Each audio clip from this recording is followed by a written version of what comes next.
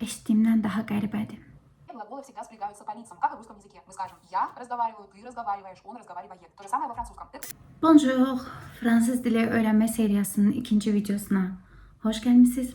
Əgər ilk videonu izləməmsinizsə, qısaca deyim ki, sıfırdan fransız dili öyrənməyə başlayıram və bütün prosesi sizlə paylaşacağım. Bugün artıq biraz məşq etmişəm, ilk dərslərlə məşğul olmuşam və başa düşdüm ki, fransız dili eşitdiyimdən daha qəribədir. Çünki yazılanla oxunan tamamilə fərqlənir. Məsələn, sözü görürsən və beynində artıq bir tələffüz forması canlanır da. Ancaq o tələffüzü eşidəndə görürsən ki, tamam fərqli bir şeydir. Amma buna baxmayaraq yenə də qəşəng səslənir. Xoşdur öyrənmək. Bugün öyrəndiyim şeylər salamlaşma, yüngüldən özünü təqdim etmək, olmaq feilinin şəxsə görə dəyişməsi.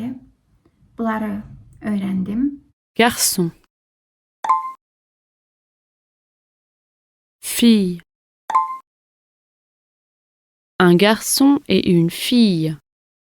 При любой встрече. Поэтому разберем самые частые варианты. Как вам будет проще начинать диалог? Bonjour, ОЮ дает Bonjour. носовое он. Bonjour – это добрый день, Bonjour. здравствуйте. Кстати же, это и доброе утро. Во французском языке, который используется во Франции, нет отдельного приветствия доброе утро. Есть только bonjour. Следующее bonsoir. ОИ дает звук о. Bonsoir. Добрый вечер. Салют, Bonsoir. привет. Как мы знаем по правилам чтения, в основном букву Т на конце слов мы не произносим. Салют. Более разговорное ку-ку. Буквосочетание ОЮ дает нам звук У. Ку-ку. Соединяем все оставшиеся звуки, получается ку-ку, приветик, привет. Кстати, у меня Ку-ку. есть телеграм. Я по-французски будет ж. Je. Осторожно, здесь именно звук Je. Ж, не Ж, а Ж, я. Ты по-французски будет чу, звук Ю. Tu. Он это иля, мягкое ля, иля. Иля. Эля, она. Эля. По-французски будет ну, ОЮ дает нам всегда звук Ну. ну. Вы будет ву. Ну.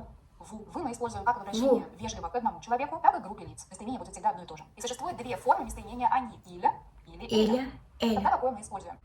Nəysə ayrı-ayrı eləməyə həvəsim yoxdur. Ona görə hamısını eyni zamanda edirəm. Məsələn, dinləməyə ayrıca vaxt ayırım, sonra yazını məşq eləyim, elə ürəyim sıxılır.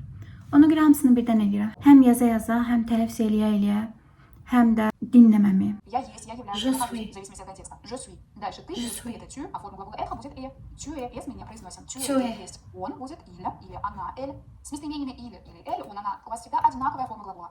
И глагол это будет с ними e. ст мы тоже не произносим. Или, эли. Он есть, она есть. Мы это мы. Или, И глагол эли. это будет сон. Вы Nous sommes, vous êtes, ils sont, elles sont. учить скольжение глагола это ваше самое главное и основное домашнее задание Être. из этого. Bir də müəllim çox yavaş-yavaş danışır. Ona görə 2x-lə dinləyirəm dərsi. İrəlidə dərslər çətinləşdikcə yəqin belə eləməyəcəm, amma hələ ki başlanğıc olduğu üçün, sadə olduğu üçün mümkündür. Ümumiyyətlə məqsədim mükəmməl olmaq deyil. Məqsədim həqiqətən fransız dilində danışa biləcək səviyyəyə gəlməkdir. Но здесь я хочу вас познакомить еще с одним глаголом. Это глагол s'appeler. S'appeler. Глагол s'appeler переводится как S'appeler. зваться. Зваться, называться. М. Обратите внимание, на конце у него «эр». О чем? Je m'appelle. Je m'appelle. Je Je m'appelle, меня m'appelle. зовут. Тебя зовут, ты зовешь, это словно будет tu t'appelles. Tu Tu t'appelles. t'appelles. Tu Вот или t'appelles. она зовется, будет il s'appelle. Il Она зовется, s'appelle. ее зовут, соответственно, будет elle s'appelle. Помните, мы говорили, что для il или elle форма глагола всегда одинаковая. Il s'appelle. Il Нас зовут, s'appelle. мы зовемся. Nous nous appelons. Вы зоветесь, вас зовут. Будет vous appelez.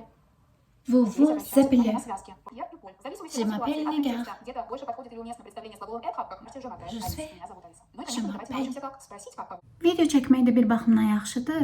Yəni tək öyrənirmişəm kimi gəlmir. мы едем в отпуск. Мы будет тоже ну. Это все личное местоимение. У них нет никакого другого варианта использования, только как подлежащее. Во французском языке глаголы всегда спрягаются по лицам, как и в русском языке. Мы скажем я разговариваю, ты разговариваешь. Əgər siz də hansısa dili öyrənirsinizsə və yaxud da elə fransız dilinə başlamısınızsa, rəydə qeyd eləyin, bir-birimizə motivasiya verək, bir-birimizə dəstək olaq. Ya da fransız dilində sevdiyiniz hər hansı bir kəlmə, cümlə varsa onu qeyd eləyin. Mən də gələn videoda onu oxumağa çalışacağam. Baxın düzgün oxuya bilirəmmi? Sonra da onun həqiqi tələffüzünə baxaram müqayisə üçün. Hələlik bu qədər. Növbəti videoda daha çox söz, daha çox cümlə öyrənməyə çalışacağam. Görüşərik.